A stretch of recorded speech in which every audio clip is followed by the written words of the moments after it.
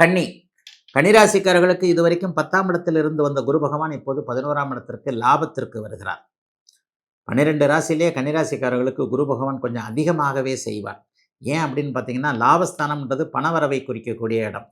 தனகாரகனாகிய குரு பகவான் 11ஆம் இடத்தில் உச்சம் என்கின்ற ஒரு நிலையை கூட மிகப்பெரிய மேலான நிலையாக டிசம்பர் மாதம் முதல் வாரத்திலிருந்து அருமையாக கேளை யோகம் என்கின்ற ஒரு அமைப்பை பெறுகிறார். கேதுவோடு சேர்ந்து பெரிய அளவில் நன்மைகள் நடக்கக்கூடிய அமைப்புகள் இப்போது கண்டிப்பாக கன்னிராசிக்காரர்களுக்கு உண்டு.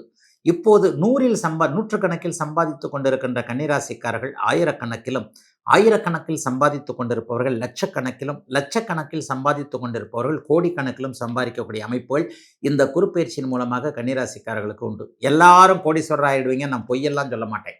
அவரவருடைய பிறந்த ஜாதகத்திற்கு ஏற்றாற் போல ஒரு உயரம் இருக்கிறது இல்லையா, அந்த உயரத்தை நீங்கள் அப்படியே எட்டக்கூடிய பொருளாதார முன்னேற்றம், சம்பாதிப்பதில் ஒரு சாதனைகள் செய்யக்கூடிய அமைப்புகள் கண்டிப்பாக இப்போது கன்னிராசிக்காரர்களுக்கு இருக்குதுங்க.